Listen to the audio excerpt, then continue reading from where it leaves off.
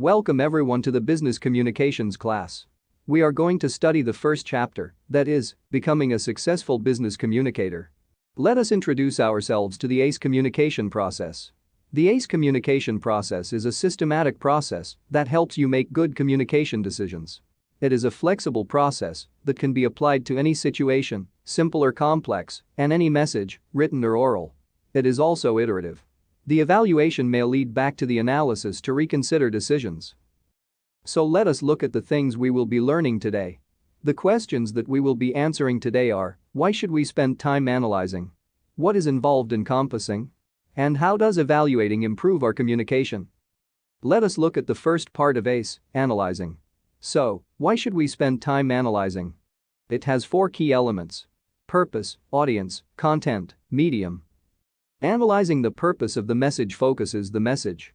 For that, we need to think about why we are communicating from 2 points of view.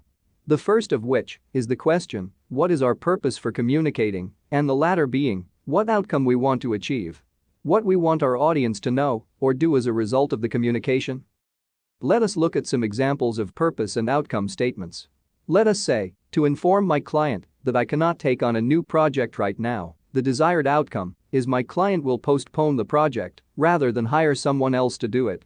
Then again, if the purpose is to persuade my supervisor to approve a summer hours work schedule, the desired outcome would be my supervisor will present the plan to upper management. And if the purpose is to ask my supervisor for an extension on a project deadline, the desired outcome would be that my supervisor will let me submit the project next Friday so I can finish it during the week. So now, let us look at the procedure of achieving a desired outcome. First, we start with the purpose of the message. The purpose is to inform my client that I cannot take on a new project. The first draft is, thank you for contacting us. We are fully booked right now and cannot meet your schedule. We are grateful that you thought of us and look forward to working with you in the future. This, however, can be improved with analyzing the desired outcome. The desired outcome would be that we'll postpone the project then hire someone else do it. So now, let us revise our draft. Now we can write, thank you for contacting us about your new project. We are confident we can do an outstanding job because we have worked with you so closely in the past. However, we are fully booked until June. If you are able to postpone your project for 6 weeks, we can provide you with our top marketing team. We will be glad to extend a 10% discount on this project to acknowledge your patience. Now let us think about how much persuasion is required for our desired outcome. It is a no if the communication is purely informative. And it is a yes if we need to influence a recipient to agree with an idea or take an action. Next, we need to analyze the audience. It will help us meet their needs. Let's divide the audience in 2 parts, primary and secondary audience. Primary audiences are the people who are the direct recipients of the message. The secondary audiences are the ones who may receive a copy of the message or be influenced by it. For example, when we send a mail to someone but add someone as CC, the person we are sending the mail to is the primary audience and the person we CC the mail to is the secondary audience. 11. So what questions do we ask to analyze the audience? The first question should be, what does the primary and secondary audience already know? For example, my supervisor and upper management already know about the structure of our current workday, so I do not need to explain that. The next question would be, what information does the audience need to know and why? For example, both audiences need to know what I mean by summer hours, how summer hours will work in our department, and how the change will affect the productivity of the department during the summer months. After that, we ask, when does the audience need this information? An example of this would be that my supervisor needs the information soon, so we can gain support from upper management in time to implement the change for June 1. The last question would be, how will the audience react to this information? And an example for that would be, I don't know how my supervisor or upper management will react, so I will try to anticipate potential problems and provide solutions. Now, if the purpose is primarily persuasive, also consider these questions. What questions or objections will my audience have? The audiences may have questions like, how will we ensure that someone is available to answer phone calls after 4 p.m. if all employees ask to start and end their day earlier? When workdays begin and end earlier, will we have to rearrange lunch hours and breaks? How will we handle that? Will there be additional costs? Has this plan worked well in other departments or companies? Will anyone think this schedule is unfair? Is there any evidence to support the benefits? Then we need to think, how will my audience benefit from my idea or proposal? For example, providing flexible summer hours may improve employee morale, which may lead to the following additional benefits: reduced employee turnover rates, increased employee productivity, increased quarterly sales figures. Another benefit would be providing flexible summer hours may improve employees' perceptions of my supervisor. Now, coming to analyzing the content, it ensures a complete message. Let us ask 3 questions to ourselves. Do I know enough about the topic or situation? Do I have enough data to support your main idea? If not, where can I find additional information? Researching can be divided into 2 categories. The first would be primary research, which is collecting our own data. An example of that would be when we make surveys and come to conclusions from the results. And secondary research would be using information other people have collected. For example, when we take notes from articles or books by other authors, we call that secondary research. Coming next, analyzing the medium helps us choose the best delivery option. For that, we need to choose a medium or channel based on the needs of the audience. Do not choose based on what is most convenient for us. There are quite a few ethical decisions that we have to keep in mind before sending out a message. For example, let us look at some sample designs made daily in the workplace. Could an email potentially cause harm to a group, community, or individual? Could a private meeting create uncertainty regarding influence, morality, or respect? Is this communication that I am preparing based on beliefs or on facts? Have I included everything that the audience needs? Is this message complete? If I hit send on this email, will my employer face potential legal considerations, such as an action under the Charter of Rights and Freedoms, provincial human rights legislation, or the criminal code? Am I using any information in this report that violates another person's privacy, uses their intellectual property, or violates a signed competition clause? Using the OAR process helps us understand when the message is to be sent. The O stands for observe. We need to look, to learn. We need to see what is done and what is not. The A stands for ask. For example, what are the ethical standards and practices in our workplace? And finally, R stands for research. Like, what do trusted sources say? Now we have come to the second part of ACE, that is compassing. Let us see what is involved in compassing. Compassing consists of 4 key elements: practicing strategic time management, organizing the content, drafting the content, designing the message. Compassing involves organizing the content so that it is understandable from the audience's perspective, putting that content into coherent sentences and logical paragraphs, then selecting a medium that is professional, and finally, designing a format that makes the communication easy to follow. Let us look at this example to understand how we can manage time when following the ACE process. On day 1, we organize research. For example, we take 2 hours to review previously collected research and create an outline. On day 2, we begin compassing, taking 1.5 hours following the outline. On day 3, we continue compassing, taking 1.5 hours again. On day 4, we can either rest or reflect upon what we have done so far. The next day, we continue our compassing, taking 1.5 hours again. On day 6, we complete and review the work. On day 7, we again rest and reflect. On the 8th day, we finalize, taking 1.5 hours for formatting, error checking, and proofreading. On 9th day, we complete the report, taking 1 hour for last-minute additions and changes. And on the last day our report is due, we spend an hour for final proofreading. We need to avoid multitasking. Single tasking is what we call the opposite of multitasking. Focusing on a single task actually saves time and improves quality. How can we do it? We can prioritize tasks and limit the daily goals. We can use our time on our phone and turn other notifications off. We need to organize our message before sending it. Here we see a traditional outline. Here we see short outlines which are simple.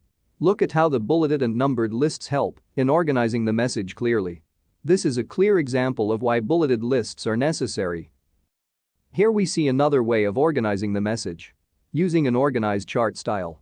We can use tree chart outlines to see hierarchical structure and connections between ideas. We need to check when we will state the main point at the beginning or later. This helps the organization be divided into direct and indirect. Drafting is the creative process of getting information on the page. Some potential barriers of drafting the content are perfectionist syndrome and writer's block. Some potential solutions can be free writing, thinking aloud, point form first, and most importantly, use an outline. Free writing can be described as writing what comes to the mind. It is generally in first person. Look at the example given below. It starts with the person writing their mind out. But if we read on, we can see that, in the end, the message does convey what it had to, but just not in a presentable manner. Here are some design techniques for good business communicators. Start with a purpose-driven introduction. Break your message into short paragraphs. Begin each paragraph with a strong topic sentence. Identify the main point or idea of the paragraph. Use parallel bullet lists for easy comprehension and skimming, and then end with a specific conclusion, recommendation, or action item. Let us have a look at this ineffective and effective formats. Studying the effective email, we see what makes it so. We learn here to use a salutation, paragraphs to separate content, a complimentary closing, and a signature block. For longer emails, we need to use these additional techniques. Let us begin with a focused first paragraph. We need to use topic-specific headings and format the list using bullet points. We use letters for more formal communication and intended for external audiences, who are typically people outside our organization. We can have a look here at this letter to see what syntaxes we must follow for better communication. For a professional format and delivery, we use voicemail messages. We can design voicemail messages with the same principles used to design emails. At first, we greet the recipient, identify ourselves, state our purpose and main point, follow up with details, identify actions, provide contact information, and sign off. Now, coming to social media messages. For these kind of messages, we need to remember two key questions. Is this message for a business purpose? Audience expectations are high for business messages. Even very short business messages require planning and formatting. Who is our audience? Social media messages are very easily forwarded. Think of the term viral. Therefore, awareness of our secondary audience is as important as knowledge of our primary audience. Different forms of social media require different formatting approaches. Compassing of microblogs is fairly simple. We have to use 120 characters or less to allow others to modify when resending and keep the links and URLs short. Engage the audience using interactive dynamic formats like links, videos, and photos. 35. We can use various networking sites like Facebook, LinkedIn, etc. For these, we need to keep posts shorter than 250 characters. These receive more shares, comments, and likes. Use photos and links to videos to enhance interest and keep the posts on topic as much as possible, e.g., industry or skill related. We use blogs to present detailed and organized idea to create opportunities for discussion and feedback from our audience. We must design them using standard elements for business writing, headings, subheadings, bullet points, short paragraphs, and white space. Text messages are supposed to be short, clear, and to the point. We can establish a professional tone by using please, thank you, and other courtesies. For the sake of professionalism, limit the use of short forms and images. Use full words for clarity. Importantly, get permission from business contacts before texting them. Instant messaging services like Skype can also be used. Just make sure to keep conversations short, clear, and to the point. Like text messages, establish a professional tone by using please, thank you, and other courtesies. Again, limit use of short forms and images and use full words for clarity. Remember to respect the other person's time management. Ask first if they have time at that moment. Respect the answer. Book a better time to correspond online if they are not. Now coming to our last step, we ask how does evaluating improve our communication? Evaluating has 4 key elements. They are revising content, editing for style and tone, proofreading for errors, and reviewing feedback. Revising the content improves effectiveness of it. Here are a few steps for helping us. Firstly, check for completeness. Is our main point clear? Have we provided all the info our audience needs? Are the benefits to the audience clear? Is the information well organized? The next step would be to check for clarity. Is it easy to understand? Does it avoid abstract wording that are broad concepts that an audience can interpret in multiple ways? Does it use concrete wording that is, specific methods, topics, or instances. We then need to check for conciseness. Our message needs to be clear and concise and not very wordy. That will end up making our message clumsy. For example, a wordy message would be, "This email is in reference to our approval of your prior request." Instead, we can use, "Your request has been approved," to be more concise. Remember to ask yourself, is it short and to the point, using the fewest possible words? We need to eliminate words that are not required or are unnecessary.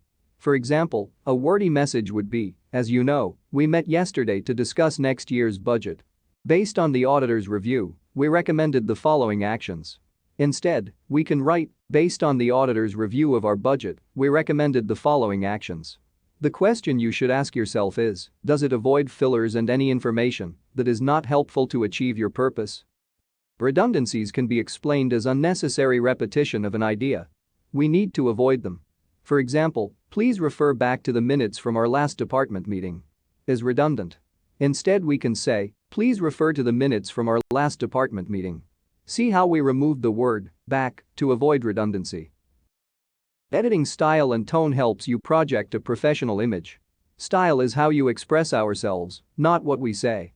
And tone is the image your language projects about you. Keep tone professional and courteous at all times. Try being positive at all times. Our wording needs to radiate positivity. Create an optimistic, encouraging, and more informative message. Instead of saying we will not be able to approve a new budget until the analysis is complete, we can say, we will be able to approve a new budget when the analysis is complete. Use the appropriate voice when speaking. Academic writing often sounds too formal for everyday communication. A conversational style is important and is preferred in social media. Instead of saying henceforth all documentation is to be completed within 2 business days, use please complete all forms within 2 business days. Talking about the grammar of the sentence, we need to note that in active voice, the subject performs the action of the verb. In passive voice, the subject does not perform the action.